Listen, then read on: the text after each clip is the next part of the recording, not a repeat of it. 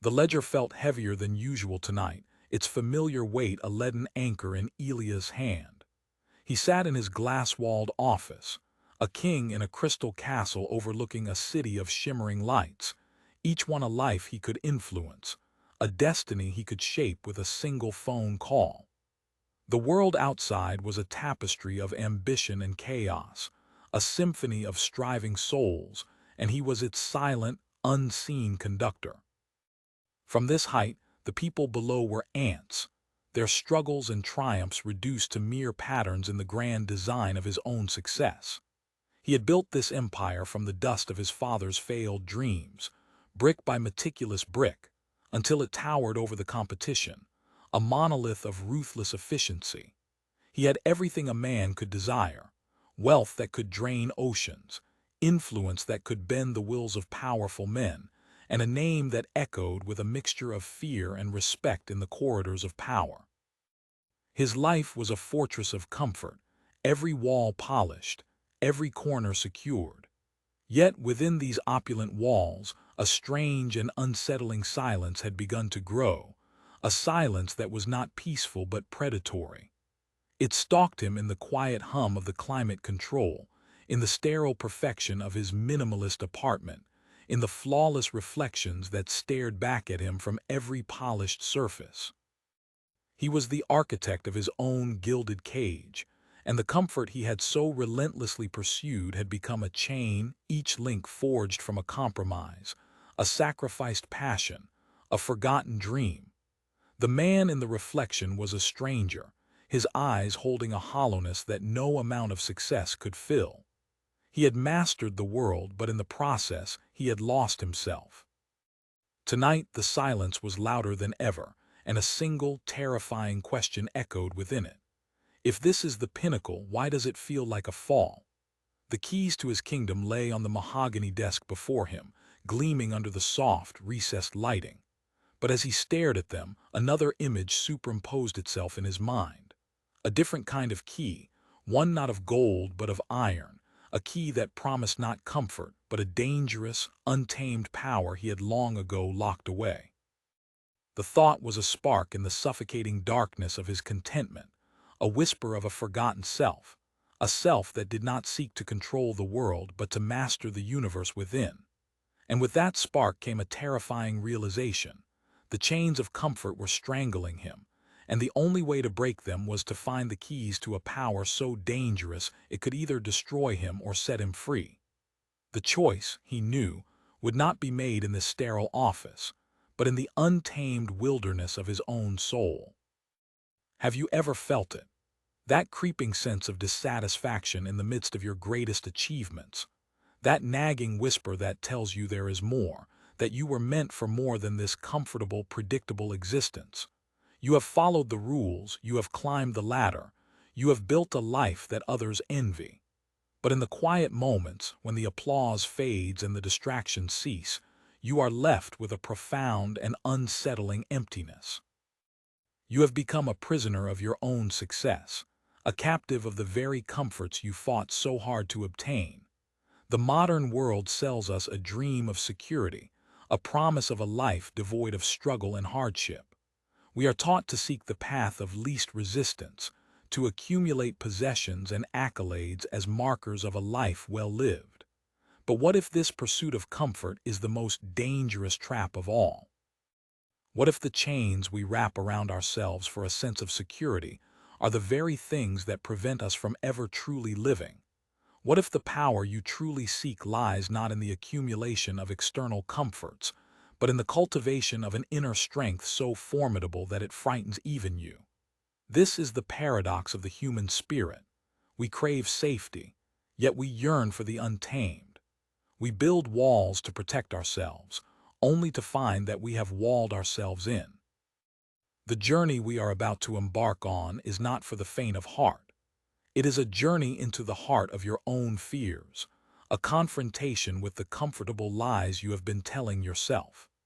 It is a journey to shatter the chains of mediocrity and to seize a power so profound, so dangerous, that it will not just change your life, but incinerate the person you once were, and forge you into the person you were always destined to be. Are you ready to stop being a comfortable captive and start becoming a dangerous creator of your own reality? Are you ready to trade the illusion of safety for the raw, untamed power of a life lived on your own terms? Then stay with me, because we are about to uncover the keys that will unlock the beast within. The first key is forged in the fires of voluntary hardship. The chains of comfort are subtle. They do not bind you with overt force, but with the soft, insidious embrace of ease. They whisper to you that you have earned your rest, that you have done enough, that you deserve to be comfortable. But this comfort is a slow-acting poison. It dulls your senses, softens your resolve, and erodes the very foundations of your strength. To break these chains, you must actively seek out discomfort. You must willingly step into the arena of struggle, not because you are a masochist, but because you understand that true strength is not built in the absence of adversity, but in the crucible of it. Think of the ancient Spartans. They did not become the most feared warriors in the world by indulging in luxury. They were forged in a system of brutal training and discipline, a system that intentionally exposed them to hardship from a young age. They understood a fundamental truth that we have forgotten. What does not kill you does not just make you stronger, it makes you harder to kill.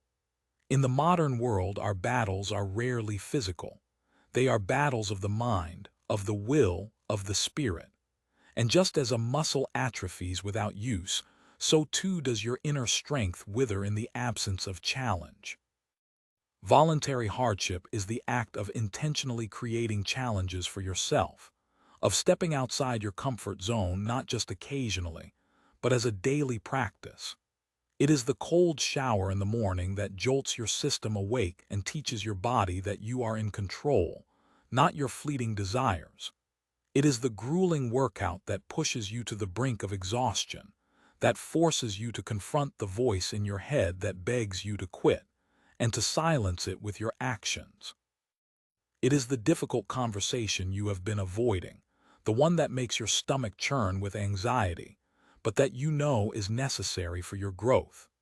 It is the act of choosing the stairs instead of the elevator, of fasting when you are hungry, of reading a challenging book instead of scrolling through mindless entertainment.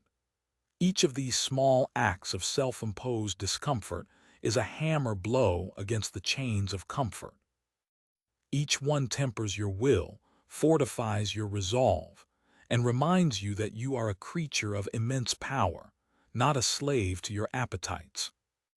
Elias had forgotten the feeling of cold. His world was a perfectly climate-controlled bubble, from his heated car seats to his temperature-regulated office. Even the air in his penthouse was filtered and optimized for his comfort. But one morning, staring at his reflection in the bathroom mirror, the hollowness in his own eyes mocking him, he made a choice. He turned the shower knob as far to the cold side as it would go. The initial shock was a violent, primal scream from his nervous system. His body rebelled, his mind screamed for the familiar warmth, but he stood there, breathing through the icy assault, forcing his body to submit to his will. It was only a few minutes, but in that short span of time, something shifted within him. He had intentionally chosen discomfort, and he had endured it. It was a small victory, but it was a victory nonetheless. He started incorporating other small hardships into his day. He took the stairs to his 40th floor office, his legs burning, his lungs screaming, but with each step he felt a flicker of a long-dormant strength. He started intermittent fasting, learning to distinguish between true hunger and the mere habit of eating. He found that in the emptiness of his stomach, there was a clarity of mind he had not experienced in years. He even started a grueling training regimen with a former Special Forces operative, a man who saw his wealth and status as weaknesses to be purged. The training was brutal. It pushed him to his physical and mental limits. There were days when he thought he would break, when the pain was so intense that he wanted to crawl back to his comfortable existence. But he kept showing up. He kept pushing. Because with each drop of sweat, with each aching muscle, he could feel the chains of comfort beginning to rust and weaken. He was no longer a passive recipient of comfort, but an active seeker of challenge. And in that pursuit, he was rediscovering the man he had lost, the man who was not afraid of the storm, but who was the storm. The world still saw the same successful businessman, the titan of industry. But Elias knew he was being reforged. The man who stepped out of the cold shower each morning was not the same man who had stepped in.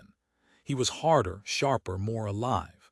And the power he was beginning to feel was not the fleeting power of wealth and influence, but the enduring power of a man who had mastered himself. What hardship will you choose today? What small act of discomfort will you embrace to begin chipping away at the chains that bind you? Do not wait for life to force hardship upon you. Seek it out. Embrace it. For in the heart of that struggle, you will find the first key to unlocking the dangerous power that lies dormant within you. The second key is the cultivation of a radical self-awareness, an unflinching and often brutal honesty with yourself. The chains of comfort are not just physical, they are mental.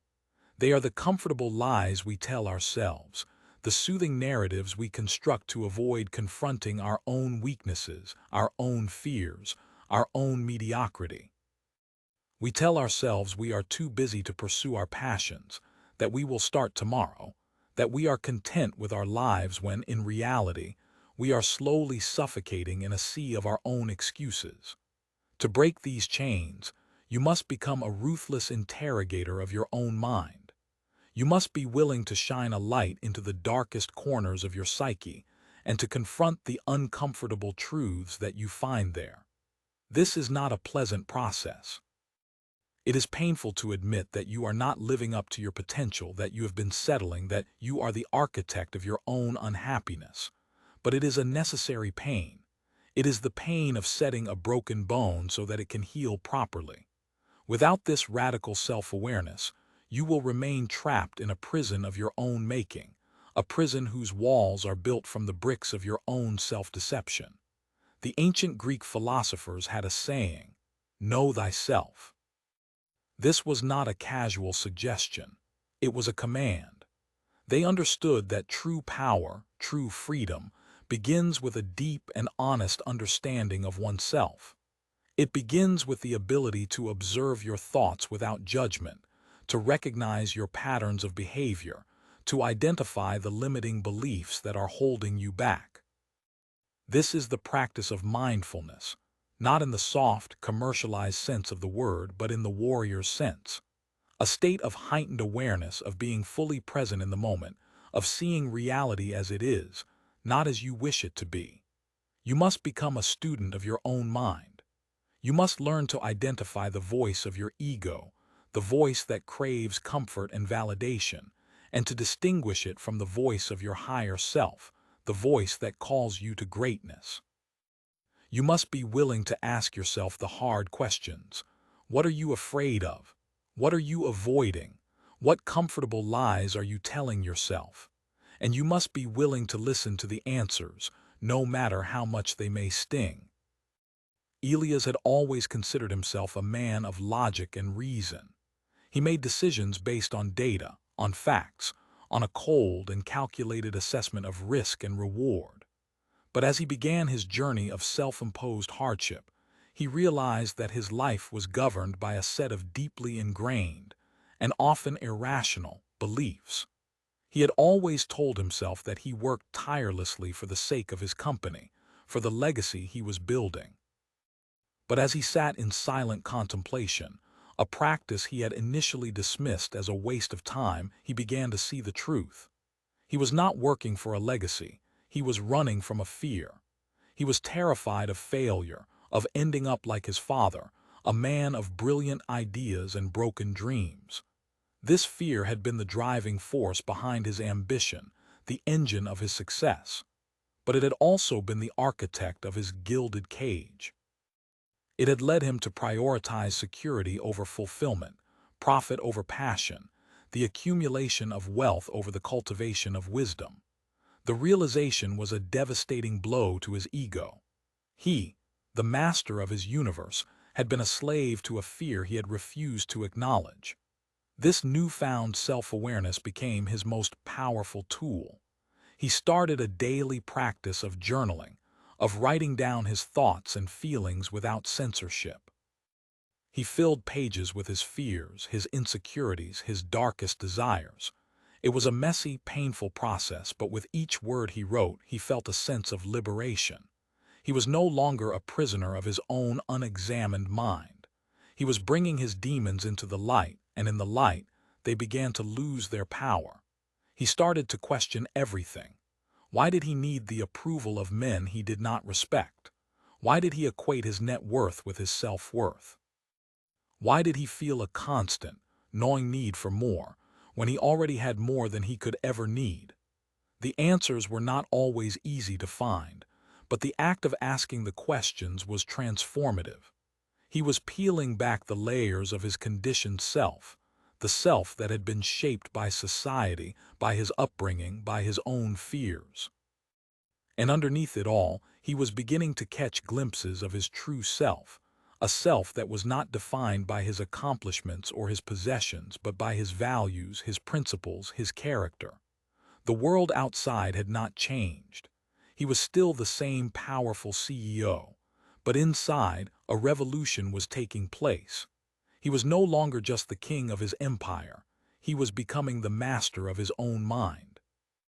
And in that mastery, he was discovering a power far greater, far more dangerous than any he had ever known. What are the comfortable lies you are telling yourself? What fears are secretly driving your decisions? Are you willing to confront the truth of who you are in all your messy, imperfect glory? The second key is waiting for you, but you must be brave enough to turn it. You must be willing to face the man in the mirror and to see him for who he truly is, not who you pretend him to be. Only then can you begin the work of forging him into the man you were meant to be. The third key is the reclamation of your focus, the deliberate and ruthless allocation of your most precious resource, your attention. The chains of comfort are not just forged from physical ease and mental complacency. They are forged from the constant, unrelenting stream of distractions that defines modern life. We are living in an age of information overload, a world designed to capture and monetize our attention. Our phones buzz and beep, our screens flash and flicker, our minds are pulled in 1,000 different directions at once. We are constantly connected, yet we have never been more disconnected from ourselves, from our purpose, from the things that truly matter. This constant state of distraction is not just a harmless annoyance. It is a form of mental slavery. It keeps you in a reactive state, a passive consumer of information rather than an active creator of your own life. It fragments your focus, scatters your energy, and prevents you from achieving the deep, concentrated work that is necessary for mastery in any field. To break these chains, you must become a guardian of your attention. You must treat it as a sacred resource, to be guarded jealously and deployed strategically. You must be willing to disconnect from the noise, to create space for silence and solitude, to cultivate the ability to focus on a single task for an extended period of time. This is not about becoming a hermit or rejecting technology entirely. It is about becoming the master of your tools, not the other way around. It is about making a conscious choice about where you direct your focus, rather than allowing it to be hijacked by the latest notification or the most outrageous headline. The Stoic philosopher Seneca said, "To be everywhere is to be nowhere." This is a profound truth that has become even more relevant in our hyperconnected world. When your attention is scattered, your power is dissipated. But when you can concentrate your focus like a laser beam, you can achieve extraordinary things. You can enter a state of flow, a state of deep immersion in your work, where time seems to disappear and you are performing at the peak of your abilities. This is where true mastery is born. This is where you create work that matters, work that endures. Elias had always prided himself on his ability to multitask. He would sit in board meetings, one eye on the speaker, the other on the stock market ticker on his phone, while simultaneously dictating an email to his assistant. He saw it as a sign of his efficiency, his ability to handle the immense pressures of his position. But in his newfound journey of self-discovery, he began to see it for what it was: a frantic, desperate attempt to stay busy, to avoid the silence, to avoid the discomfort of being alone with his own thoughts. He realized that he had not had a single moment of uninterrupted focus in years. His days were a chaotic blur of meetings, phone calls, and emails, a constant state of low-grade emergency. He was always busy, but was he truly productive? He decided to conduct an experiment. For 1 week, he would schedule a 2-hour block of deep work into his calendar each morning. During this time, his phone would be off, his email closed, his door shut. He would focus on a single, high-priority task and nothing else. The first few days were excruciating. His mind, accustomed to a constant diet of stimulation, rebelled. He felt a phantom buzz in his pocket, an irresistible urge to check his email, a gnawing anxiety that he was missing something important. But he persisted.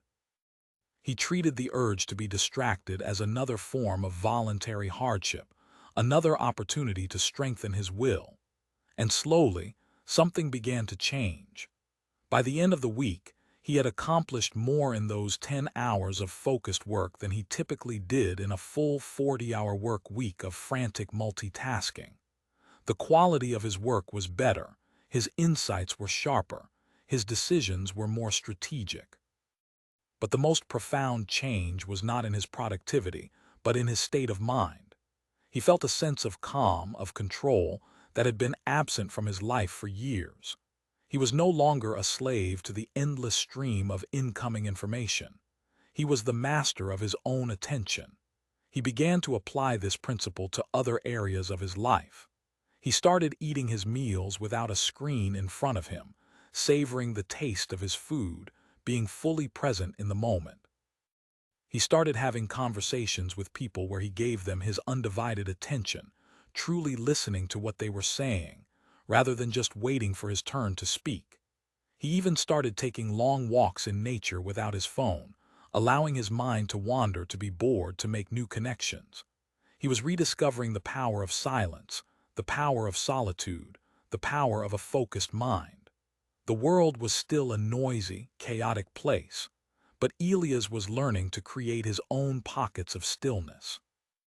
He was learning to be the calm center of the storm, the eye of the hurricane, and in that stillness, he was finding a clarity and a power that no amount of frantic activity could ever provide. Where is your attention going? Are you consciously directing it, or are you allowing it to be stolen from you? The third key is not about doing more. It is about doing less, but with a deeper, more profound level of focus. It is about reclaiming your mind from the clutches of distraction and dedicating it to the things that truly matter. Guard your focus as you would guard your life, because in many ways, it is your life. The fourth key is the deliberate construction of a personal philosophy, a code of conduct that governs your actions and decisions, independent of the shifting winds of public opinion or the fleeting whims of your own emotions. The chains of comfort are often disguised as social conventions, as the well-trodden paths that society lays out for us. We are encouraged to conform, to fit in, to adopt the values and beliefs of the tribe. This provides a sense of belonging, a sense of security. But it comes at a steep price, the surrender of your own sovereignty. When you live without a personal philosophy, you are a ship without a rudder, at the mercy of every current and every wave. You are easily swayed by the opinions of others, your actions are dictated by your moods, and you lack the inner compass to navigate the inevitable storms of life. To break these chains, you must become the architect of your own value system. You must decide, consciously and deliberately, what you stand for. You must define your own principles, your own virtues, your own definition of a life well lived. This is not an academic exercise. It is the most practical and powerful thing you can do. Your personal philosophy is the bedrock upon which you build your character. It is the source of your inner strength, the wellspring of your resilience. It is what allows you to remain steadfast in the face of adversity, to act with integrity when no one is watching, to live a life of purpose and meaning, rather than a life of quiet desperation. The Stoics were masters of this. They did not just philosophize in their ivory towers, they lived their philosophy in the trenches of life. Marcus Aurelius, the Emperor of Rome, wrote his meditations not for publication, but as a personal journal, a reminder of his own philosophical principles in the midst of war, plague, and political intrigue. He understood that a philosophy is not something you have, but something you do.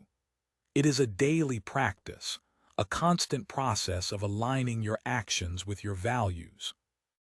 Elias had always operated on a simple and brutal philosophy: win at all costs. It had served him well in the cutthroat world of business. He had crushed competitors, exploited loopholes, and made decisions that, while legally sound, were morally ambiguous. He had justified it all in the name of success, in the name of building his empire. But as he began to dismantle the comfortable lies he had been telling himself, he was forced to confront the moral emptiness at the core of his existence. He had a portfolio of immense value, but a character that was bankrupt. He realized that he had been living a life of external success and internal failure. He decided it was time to write a new code. He delved into the works of the ancient philosophers, the Stoics, the existentialists, the masters of wisdom from across the ages. He was not looking for easy answers, but for the right questions. He began to build a new philosophy, one not based on the accumulation of wealth, but on the cultivation of virtue. He defined his core principles: integrity, courage, justice, and wisdom. For the first time in his life, he had a moral compass that was not dictated by the bottom line. He began to apply this new philosophy to his business. He started making decisions that were not just profitable, but also ethical. He invested in sustainable technologies. He implemented fair labor practices. He started a foundation to support education in underprivileged communities. His board of directors thought he was going mad. Some of his top executives resigned, unable to adapt to this new, values-driven approach. His company's stock price took a temporary hit. The world that had once admired his ruthlessness now questioned his sanity. It was a lonely and difficult path. There were times when he was tempted to revert to his old ways, to the familiar comfort of a purely profit-driven existence, but he held fast to his new code. He was no longer just a businessman, he was a man on a mission, a man guided by a purpose larger than himself. And a strange thing began to happen. The employees who remained were more loyal, more motivated, more innovative than ever before. The company's reputation began to transform. They started attracting a new kind of talent, people who were drawn not just by the salary but by the mission. The company's long-term profitability soared. He had proven that it was possible to be both successful and principled, that a strong moral compass was not a liability but a competitive advantage. But the true victory was not on the balance sheet. It was in the mirror. The man who stared back at him was no longer a stranger. His eyes were no longer hollow. He had lost some of his so-called friends, he had faced ridicule and doubt, but he had gained something infinitely more valuable: his own self-respect. He had forged a character of iron, a character that could not be bought or sold, a character that was the source of a deep and unshakable power. What is your code? What are the principles that guide your life? If you do not have a conscious answer to that question, then you are living by someone else's code. The fourth key is to declare your independence, to become the sovereign of your own life. It is to build an inner fortress of values that will protect you from the chaos of the world and guide you on the path to a life of meaning and purpose. The fifth key, and perhaps the most dangerous of all, is the embrace of your own mortality. The ultimate chain of comfort is the illusion of time. We live our lives as if we have an infinite number of tomorrows. We procrastinate on our dreams. We postpone difficult conversations. We leave our most important words unsaid. We live in a state of comfortable denial about the one great, irrefutable fact of our existence. We are all going to die. This is not a morbid thought. It is a liberating one. The awareness of your own mortality is the most powerful catalyst for a life of urgency, purpose, and courage. When you truly understand that your time is limited, you stop wasting it on trivialities. You stop caring about the petty opinions of others. You stop being afraid to take risks, to pursue your passions, to live a life that is authentically your own. The Stoics called this practice memento mori, remember that you will die. They did not do this to be gloomy, but to be alive. They understood that the thought of death is not a reason for despair, but a reason for action. It is the ultimate antidote to procrastination, the ultimate cure for a life of mediocrity. When you live each day as if it were your last, you bring a sense of intensity and focus to everything you do. You treat your relationships with more care. You pursue your work with more passion. You experience the simple joys of life with more gratitude. You stop living for the weekend, for retirement, for some distant, imagined future, and you start living in the only moment you truly have, the present. Embracing your mortality is not about being reckless. It is about being fully engaged. It is about understanding that you have a limited number of breaths, a limited number of heartbeats, and that each one is a precious, irreplaceable gift. It is about asking yourself at the end of each day, if this were my last day on earth, would I be proud of how I lived it? Elias had always seen death as a problem to be solved, an inconvenience to be overcome. He had invested millions in longevity research, in cryogenics, in any technology that promised to extend his life, to cheat the inevitable. He was so focused on not dying that he had forgotten how to live. His journey of self-discovery had led him to a place of profound change, but there was still a part of him that clung to the illusion of control, the illusion that he could somehow outsmart death itself. Then he received a phone call that shattered that illusion. It was his former mentor, the man who had given him his first break in business, a man he had not spoken to in years, a man he had pushed away in his relentless climb to the top. His mentor was dying. Elias went to visit him in the hospital. The man who had once been a titan of industry, a force of nature, was now a frail, withered figure, lost in a sea of white sheets and beeping machines. But his eyes were clear, and his voice, though weak, was steady. They talked for hours, not about business, not about success, but about life. His mentor spoke of his regrets, of the time he had not spent with his family, of the passions he had sacrificed at the altar of his ambition. "I built an empire, Elias," he said, his voice a raspy whisper, "but I forgot to build a life." In that moment, surrounded by the sterile, antiseptic smell of death, Elias finally understood. He had been chasing the wrong thing. He had been so focused on creating a legacy that would outlive him, that he had neglected to live a life worth remembering. He left the hospital a changed man. The fear of death that had once driven him was replaced by a profound and urgent appreciation for life. He began to see the world with new eyes. He saw the beauty in a sunrise, the miracle of a flower pushing its way through the concrete, the preciousness of a shared laugh with a friend. He started to make time for the things he had once dismissed as distractions. He reconnected with his estranged family. He fell in love. He learned to play the guitar, a passion he had abandoned in his youth. He was still a powerful and successful man, but his definition of power had changed. It was no longer about controlling the world, but about fully experiencing it. It was no longer about leaving a mark on the world, but about letting the world leave its mark on him. He had finally embraced the ultimate truth of his existence, and in doing so, he had found the ultimate freedom. He was no longer a man running from death, but a man dancing with life. And in that dance, he found a power more profound, more enduring, more dangerous than any he had ever imagined. The keys to this dangerous power are not hidden in some remote location or guarded by mythical beasts. They are within you, waiting to be forged, to be claimed, to be used. They are the keys that will unlock you from the comfortable prison you have built for yourself and set you free to become the person you were always meant to be. The journey is not easy. It will require courage, discipline, and a willingness to confront your deepest fears.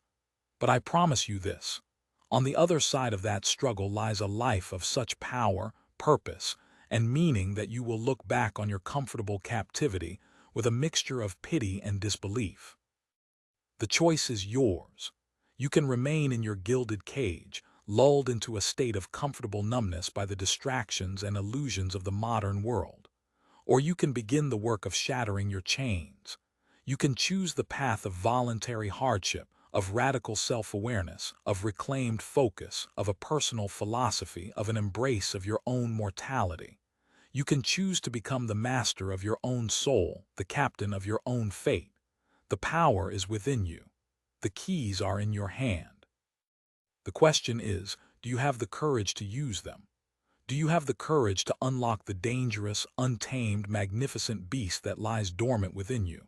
This is not just a call to action. It is a call to arms.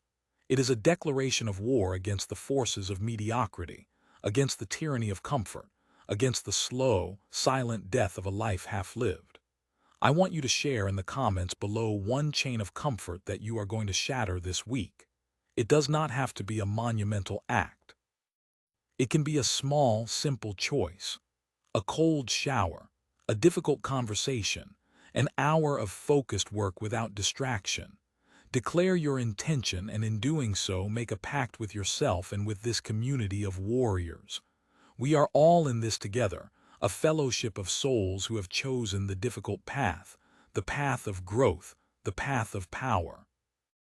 And if you are ready to continue this journey, to delve deeper into the secrets of forging an unbreakable mind and an indomitable spirit, then make sure you subscribe and turn on notifications. Because our next conversation will take us even further into the heart of what it means to be truly powerful, truly free. Remember, the world does not need more comfortable, complacent men and women. It needs more dangerous ones.